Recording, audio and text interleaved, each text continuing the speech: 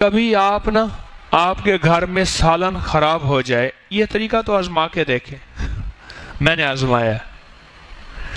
ایک دفعہ ایسا ہوا، گوشت میں بدبو پڑ گئی، فریج خراب ہو گیا، گوشت نیلا ہو گیا، اوپر سے نا ایسے جیسے بالکل نیلا سا ہو گیا، اس میں سمیل تھی۔ انہوں نے کہا پھینک دو پھینک دو۔ ہاں میں نے کہا ٹھیک ہے پھینکو، اٹھاؤ پھینکو اس کو اٹھاؤ۔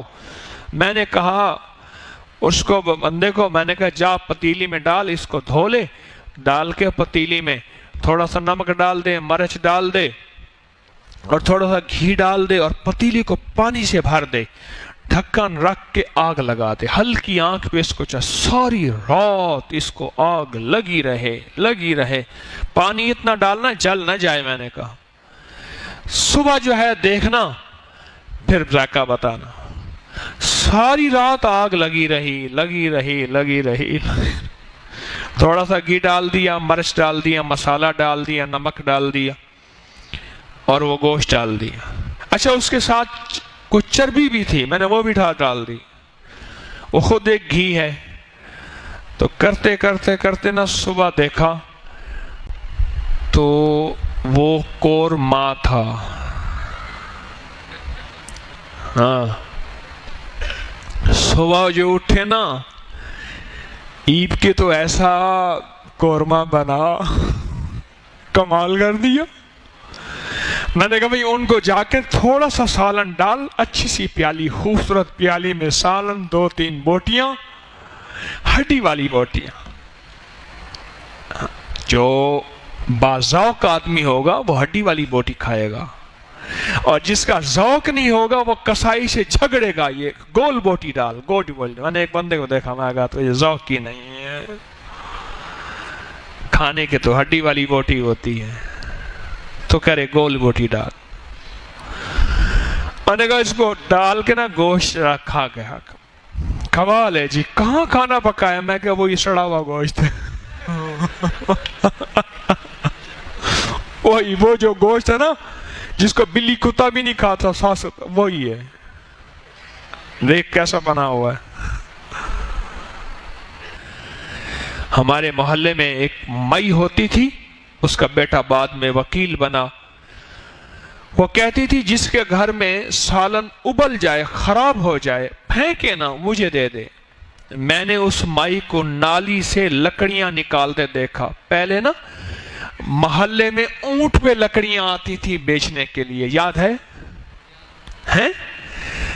گدھا ریڑیوں پہ لکڑیاں آتی تھی۔ اچھا کوئی لکڑی نالی پہ جب گر جاتی تھی وہ نہیں اٹھاتے تھے لوگ، وہ نالیوں سے لکڑیاں اٹھاتی تھی، خشک کرتی تھی، ادھر سے تنکے، لکڑیاں، گوبر۔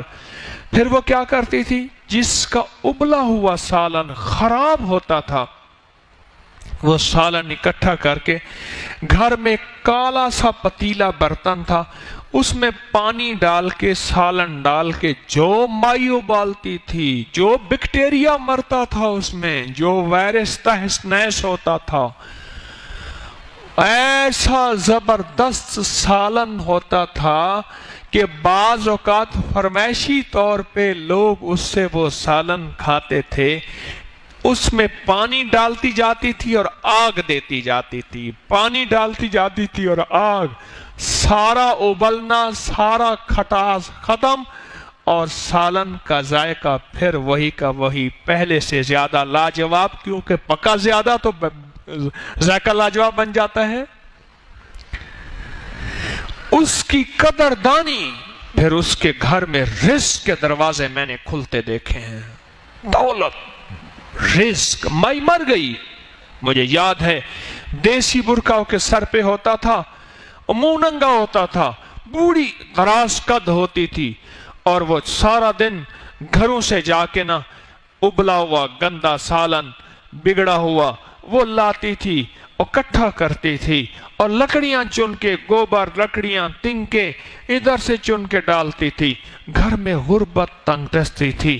نعمتوں اور رزق کی قدر نے، میں نے اس کے بیٹے کو ایک دفعہ لوریسی میں ملاقات ہوئی، میں ملا تو میں نے ایسے کہا آج آپ کی اماں یاد آ گئی۔ کہہ رہے آپ نے میری اماں کو دیکھا ہوا تھا؟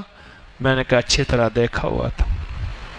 آپ کی اماں مجھے یاد آ گئی ہے۔ پھر میں نے حلیہ بتایا، ہاں میری اماں کا یہ حلیہ تھا۔